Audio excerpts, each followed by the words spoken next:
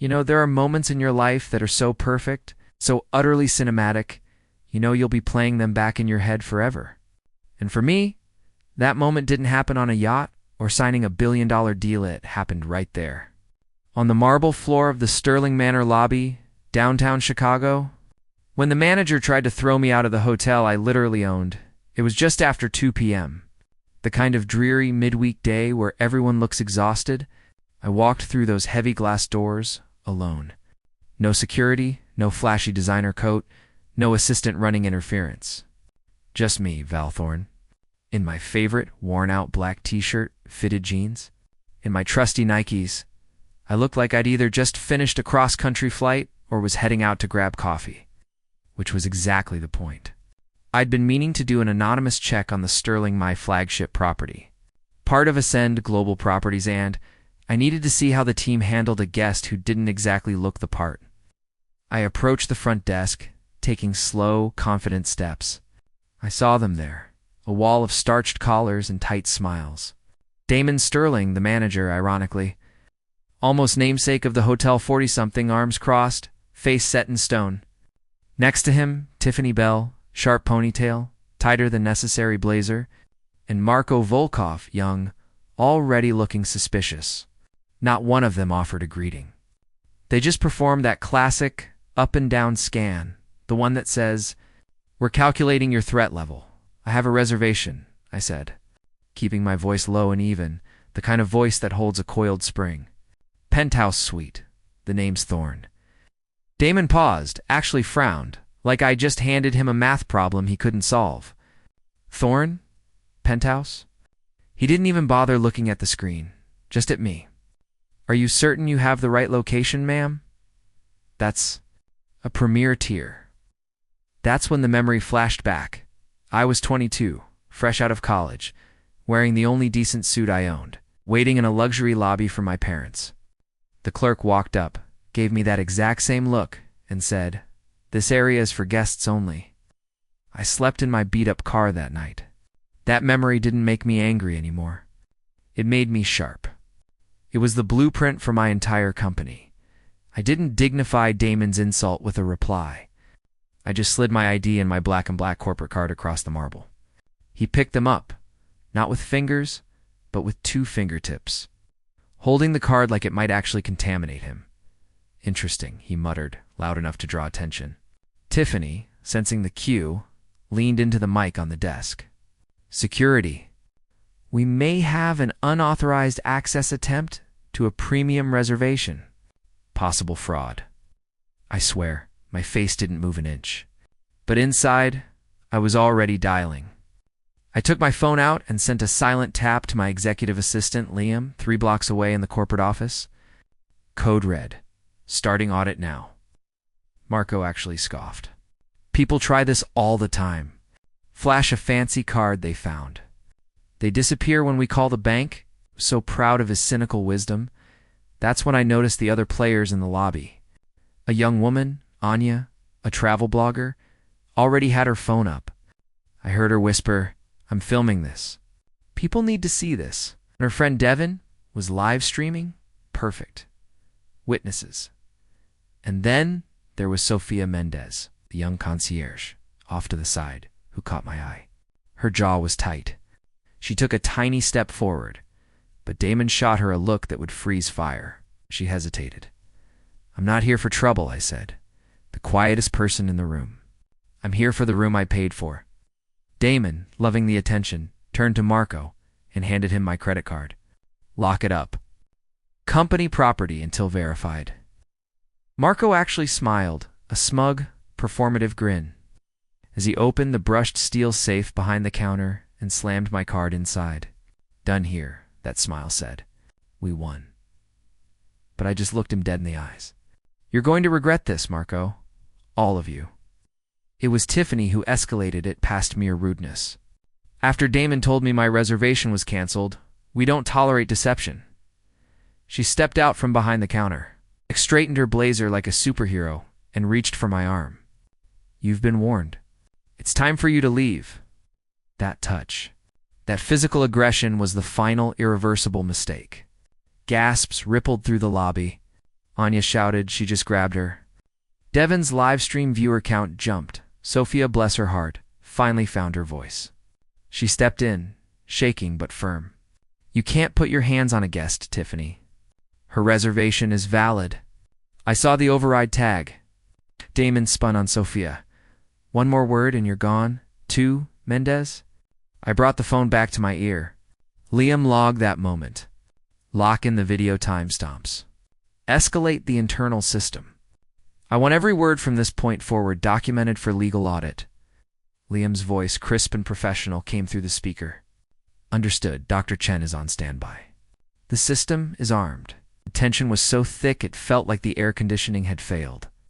Damon, now whispering with venom, finished the sentence he'd held back earlier. She's trying to scam us. People like her always think they can play the system. But his words weren't whispered enough. The guests heard it, and that's when the shift happened. An older woman, holding a carry-on, rolled her bag directly into Tiffany's path. A man unplugged his phone from the desk outlet and stood beside Sophia. Then another guest joined. Within seconds, a loose half-circle had formed around me. A human barrier of strangers protecting me from the staff of my own hotel. I looked at their faces, not anger, but quiet resolve. They didn't know who I was, but they knew injustice when they saw it. Damon was shouting now, his face red. You're all being manipulated. She's playing you. I took one single step forward, toward the counter. This lobby belongs to me. The words didn't shout. They didn't need to. Kevin's smirk faltered. Tiffany looked down. Damon blinked. And then, from behind the desk, Marco whispered, barely audible. But the intercom mic was still open, and his voice echoed across the marble floor like a cold. Hard truth. She owns the place, doesn't she? Asterisk, the lobby went dead silent. Anya, breathless, slowly panned her phone camera toward me. Do you? Sophia, standing tall, simply nodded. She does. A gasp went through the room. Damon's face was pure white shock. Tiffany turned to him in horror. You said she was lying? I stepped right up to the front desk, directly facing Damon. You wanted me out, Damon. You framed me. You called me a thief. And you humiliated me in my own lobby. I tapped my phone screen. Dr. Chen's voice, chief legal for a GP, cut through the air, steady and deliberate. Valerie, everything's prepared. We are standing by for your authorization. I didn't take my eyes off Damon. I held his gaze. The gaze of a man who had underestimated me twice, once as a woman, and once as a competitor. Dr. Chen, I said, my voice completely devoid of emotion. Terminate Damon Sterling. Terminate Tiffany Bell. Terminate Marco Volkov. Immediate removal from all Ascend Global Properties systems. Freeze their access credentials, and log this entire incident for legal audit. The confirmation came instantly. Processing now. And in that instant, the world stopped for them. Damon's access badge buzzed red. Tiffany S. buzzed red. Marco S. buzzed red. They were locked out live, in front of the entire hotel. No shouting, no melodrama. Just quiet, complete, irreversible justice. Damon stared at his badge like it had personally betrayed him. This is illegal. You can't just. Tiffany checked her phone, panic blooming across her face. I'm locked out. Everything's gone. I turned to Sophia. Please unlock the safe. Retrieve my card. Sophia moved efficiently, professionally.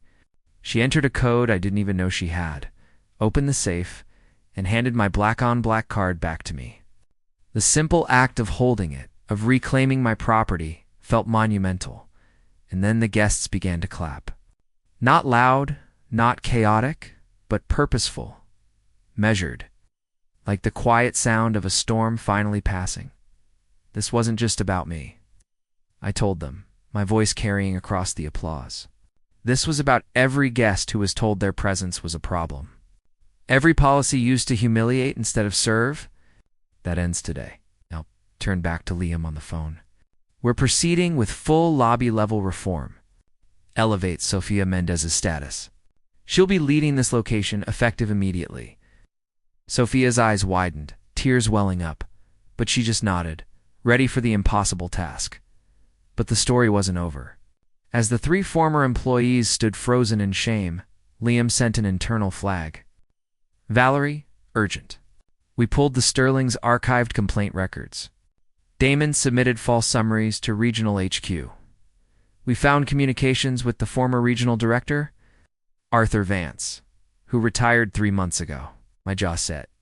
Arthur Vance, the guy we let go gently, calling him old-fashioned. Turns out, he was protecting Damon. He was the root. We're not just reforming this location, I said, looking right at Anya and Devin's camera. We're initiating a full Ascend-wide review. Every buried complaint, every fake resolution. Rot starts from the root, and we are digging it out. I turned to Damon, Tiffany, and Marco, stripped of their titles, their audience, their dignity. You're dismissed. Your personal belongings will be sent to you. And then the final cinematic touch. Security will not escort you. You will walk out through this lobby. Let every guest see the consequence of unchecked, systemic bias. As they shuffled out, Damon's shoulders slumped. Tiffany staring at the floor, Marco whispering apologies that no one heard. No one stopped them. No one offered sympathy. Only the quiet murmur of accountability followed them out the door. Once the doors sealed shut, I turned back to the crowd, to the staff who remained, and to Sophia, who was already resetting the check-in system. This wasn't justice, I told them. This was a beginning. Reform starts now. 3 months later, the Sterling Manor was a different place. The gold-plated counters remained, but the silence that once carried judgment now carried welcome. Sofia Mendez was the permanent general manager, her leadership defined by the courage she showed that afternoon. The entire company, all 57 properties, underwent a massive equity audit. We launched Ascend Forward, a DE&I initiative focused not on slogans, but on measurable outcomes. I spoke at the inaugural summit. I spoke about the 2 minutes it took for Damon to decide I didn't belong, and the 9 minutes it took to dismantle his power. My closing line, the one that got the standing ovation, was simple, but it was the truth that memory burned into my bones. Hospitality doesn't begin with the smile you give. It begins with the respect you assume. I'd walked away too many times when I was younger, but that day in Chicago, I turned around and opened the door for everyone else. But here's the thing I still think about, Damon. Tiffany and Marco didn't just decide to be terrible people.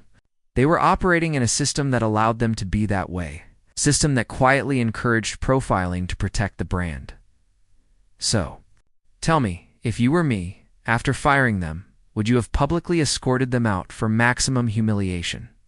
Or would you have let them slip away privately? Is the public shaming part of the justice? Or is it just another form of cruelty? Drop your thoughts in the comments below, because this is where the conversation really starts. Don't forget to hit that like button and subscribe. Standing up when silence isn't an option is always worth talking about.